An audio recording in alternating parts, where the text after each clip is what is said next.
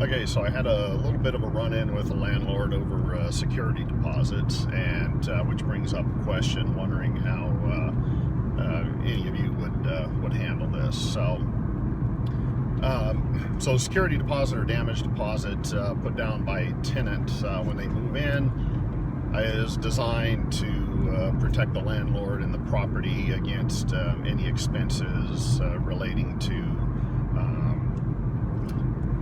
intentional damage or damage caused by accidental or negligence or any type of accident or thing. But things other than just fair wear and tear. And so anyways, if the landlord, when the tenant moves out, if there's any repairs or expenses relating to damage that's been done, that's what the money is there for. Potentially to pay for rent if they're in rent arrears when they move out.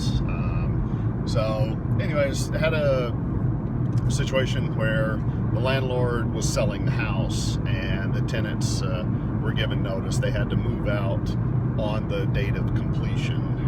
So in the States that would be the date of closing, but in the UK it's completion, so when the new owner takes possession of the house.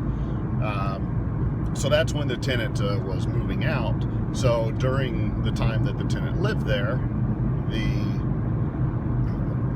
landlord got the deal signed on the house for the price. It was for sale on the open market. Had a sale sign. It was listed online and with an estate agency. And once the tenant moved out and the sale completed, the new owner took possession of the house and moved in. The landlord then wanted compensation out of the security deposit for what they felt were damages to the carpet, to paint work in the house, just marks and scuffs on the walls. But the main thing was damage to the carpet. The carpet was 30 years old if it was a day old, so there's another issue there as to whether the carpet even had any value or not. But anyways, the landlord wanted me to compensate him or them out of the outgoing tenant's security deposit, and I refused. And my feeling was on it that well, one, that it was just a fair wear and tear issue, and that the carpet held no value to begin with due to its age.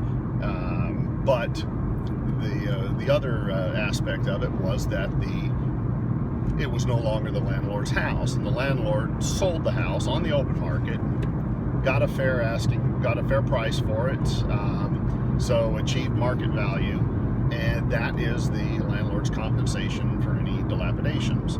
I don't feel that in that circumstance that the landlord is due any money out of the tenant's security deposit. So anyways, that precipitated a month-long argument between myself and the landlord, which we finally got resolved.